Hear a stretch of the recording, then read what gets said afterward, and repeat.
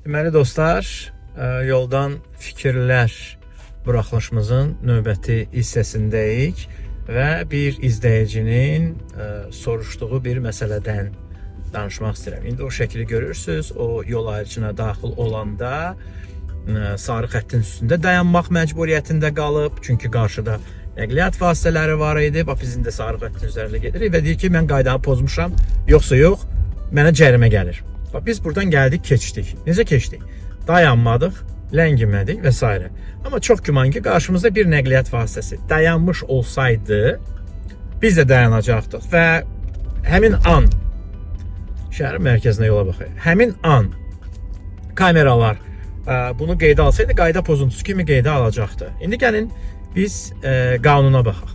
Yol hərəkəti haqqında qanun deyir ki, svetoforun yaşıl işığı yananda sürücü özünün qarşısındakı yol ayrıcında tıxac olduğunu görürsə, yol ayrıcına daxil olmamalıdır.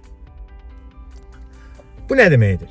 Yəni burada sarı xətt məsələsi deyil ha. Bu sarı xətt sadəcə yol ayrıcının o haşiyəsini göstərməkdir ki, bax burada dayanma. Biraz qabağa get, nə bilim, arxada dayan. Bu içəridə dayanma, çünki sağdan soldan gələn nəqliyyat vasitələri var. Əgər svetoforun yaşıl işığı yanırsa və qarşıda tıxac varsa, yəni biz hərəkət edəndə orqanik və ya qeyri-orqanik səbəbdən avtomobillər dayanacaqlarsa, harada boş yer görürlər, dürtülürlər ora. Qardaş, yolu get də. Əgər yaşılda fikrimi dağıtdım.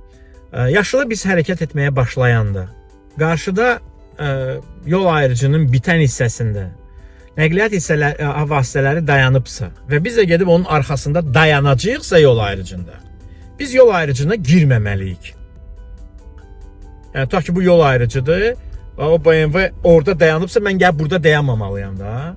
Və xətti də düz çəkində, bilmirsən sağa gedəsən, yoxsa sola gedəsən. Düz xətti tutursan, ortalama gəlir çıxır bura.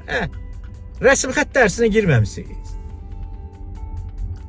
Yəni, yol ayrıcını keçdiyimiz zaman, 2 dəfə fikrim qırıldı, üzr istəyirəm.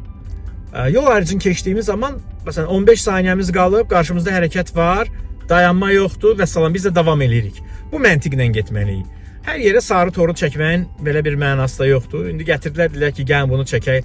Avropada görmüşük, drondan şəhərin şəklini çəkəndə, videosunu çəkəndə qəşəng görsənir. Amma bu həmişə qanunda var idi. Yəni, sarı xətt sizi çaşdırmasın. Əsas məsələlərdən biri, biz yol ayrıcına daxil olanda qarşıda olan nəqliyyat vasitələri hərəkət ediblər, yoxsa dayanıblar. Biz nə edirik? Daxil oluruq yol ayrıcına, heç kimi yoxdur. Hayda, yenə xətt. Və salam, hərəkətimizi davam etdiririk. Yəni, ləngimədik orada. Amma irəlidəki yol ayrıcında yaşıl da olsa bizə gedib dayanacağıqsa, biz yol ayrıcına daxil olmamalıyıq. Bəzən sürücülər, bəzi qəzalar da bundan baş verir, bu tipli cərimələr də ona görə yazılır ki, nə deyirlər? Deyirlər ki, yaşıl idi, getdim də. Yəni, mən yaşılda getdim.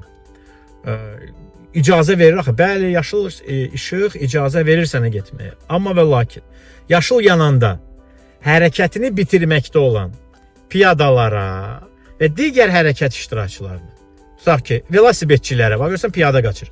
O hərəkətini bitirməlidir. Biz onu gözləməliyik. Velosipedçilərə, maşın var idisə yolun ortasında, ona hərəkətini bitirməyini gözləməliyik. 2. Yol ayrıcında irəlidə tıxac yoxdursa, yol ayrıcına daxil olmamalıyıq. Təkrar edirəm, sarı xətt sizi çaşdırmasın. Sarı xətt sadəcə bu yol ayrıcının haşiyəsini göstərir ki, bax, burada dayanma. Ki, bəzən bəlkə sərhədləri kimsə dəqiq bilmir. Bax, məsələn, qarşıda irəlidə dayanma var, girir. Ay qardaş, hara girirsən? Bax, niyə girirsən? Ağsaqqal. Bax. Fikir verin. 306 49 BG 306 yoxsa 305-dir. Şeyi də çiklidir, nömrəsi görsənmir. Məsələn, o çox ləngidir orada. Ona cərimə yazılacaqmı? Bəli, yazılacaq. Piyada keçidinin üstündə dayanmışdı. Çünki qabağındaləngimə var idi. Bir neçə saniyə, yəni bir neçə dəqiqə biz burada dayanıb ləngisə, görürsünüz qabaq necə boşalır. Biz rahatlıqla oraya gedib çıxa biləcəyik. Bunu deyirəm. İndi bunu çəkiblər, bunu göstərib ki, bunun üstündə dayanma. İndi qabaqda bəzən orqanik və ya qeyri-orqanik ləngimələr olur. Kimsə birdən-birə səbəbsiz yerə dayanırlar. Birdən-birə hansısa piyada deyir ki, dayanı, Doğğanı bulamaq yadımdan çıxıb, yeri gedim doğğanı bulayım, nə bilim dolmamı büküm, atır özün yolun ortasına. Bu məsələlər də olur, amma biz bunları hesablaya bilmərik. Təbii ki, sizə deyəcəklər ki, siz hesablamalısınız ki, bizdən nəsə olsa. Ona görə mənim taktikam nədən ibarətdir? Bir qədər ləngimək, yol ayrıcını müşahidə eləmək. Hərəkət varmı? Yəni qabağımda dayanan avtomobil yox, ha. Onun qabağında dayanan avtomobillər gedirmi? Əgər onun qabağında gedən avtomobillərdə hərəkət varsa, o da hərəkət edəcək təbii ki, məntiqi olaraq. Və sən də öz hərəkətini bitirmiş olacaqsan. Belə dostlar, sizin fikirləriniz nədir? Sizə belə bir cərimələr gəlibmi? Siz yol ayrıcında biz ən çox nəyə görə ləngiyirik?